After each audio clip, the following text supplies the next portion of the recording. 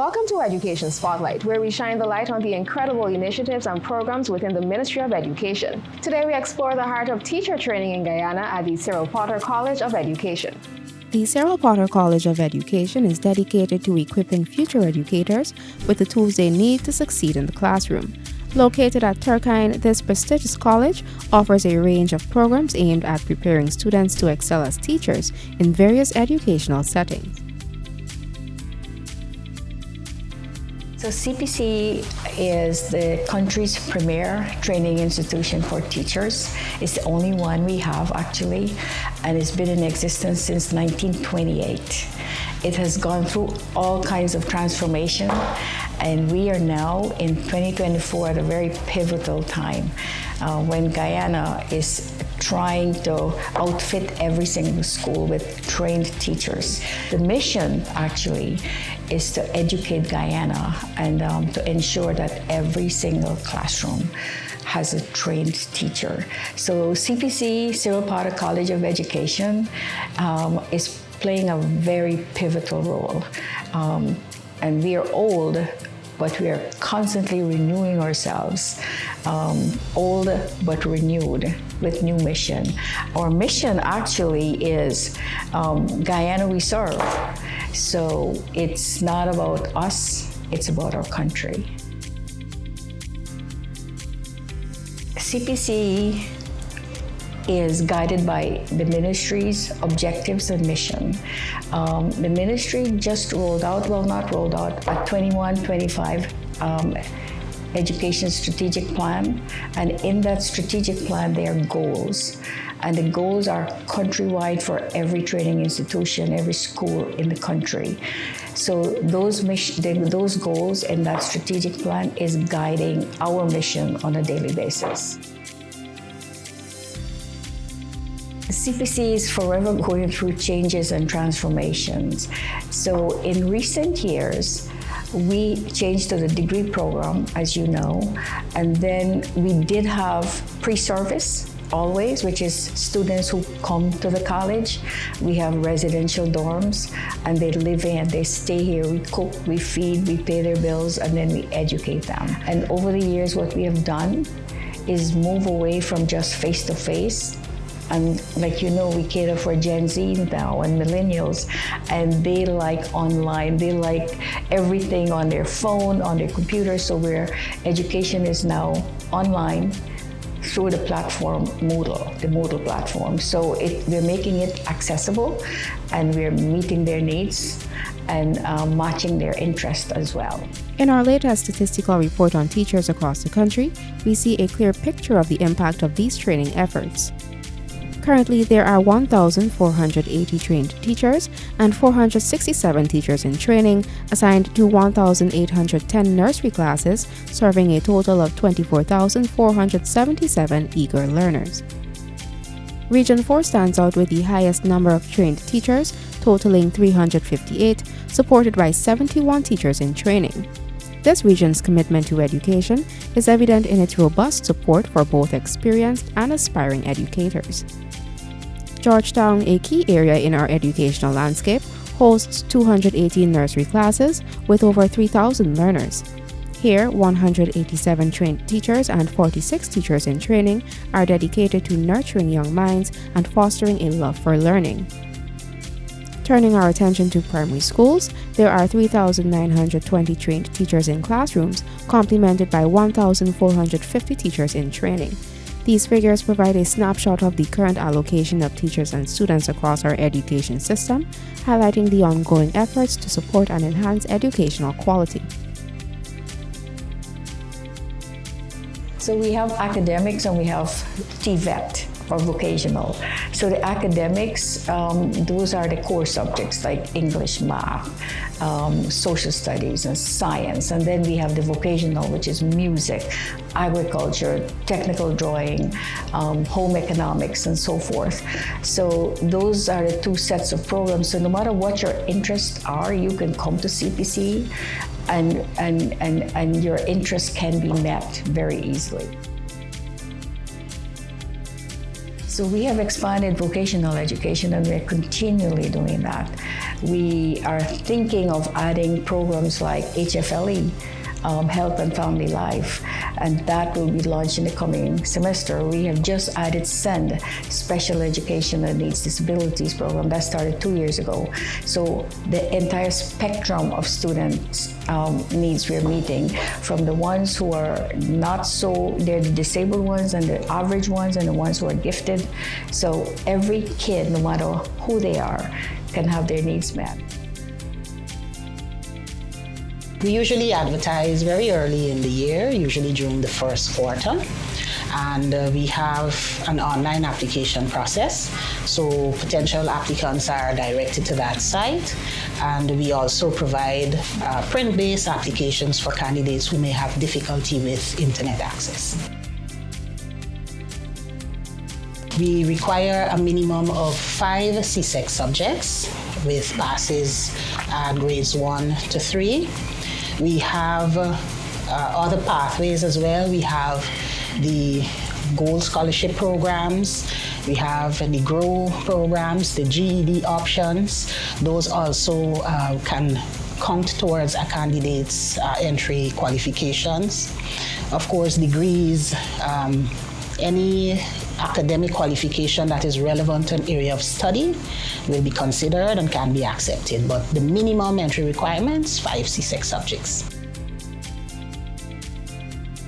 So we currently use database in several departments. We have the exams department, we have the registration department, the curriculum department, and they all manage records pertaining to, well, exams will deal with final grades and scores and so on. The curriculum department will manage class lists, attendance records, and also academic scores. And as we process results at the end of each semester, those are done strictly in the exams department, and the Office of the Registrar manages in the sense that we ensure each candidate is rewarded with their grades, and we can account for the success of each of our candidates. Since COVID, we would have grown tremendously in terms of our student population size. And so while the database tools that we use worked really well in previous years, we've certainly seen the need to use more recent technological tools. And we've recently been able to acquire an SMS, and so that is going to be on stream coming September. We've also moved instruction online. We have a Moodle platform that also makes the keeping of records, especially academic scores, that takes care of that much easier as well. Well, the challenges vary.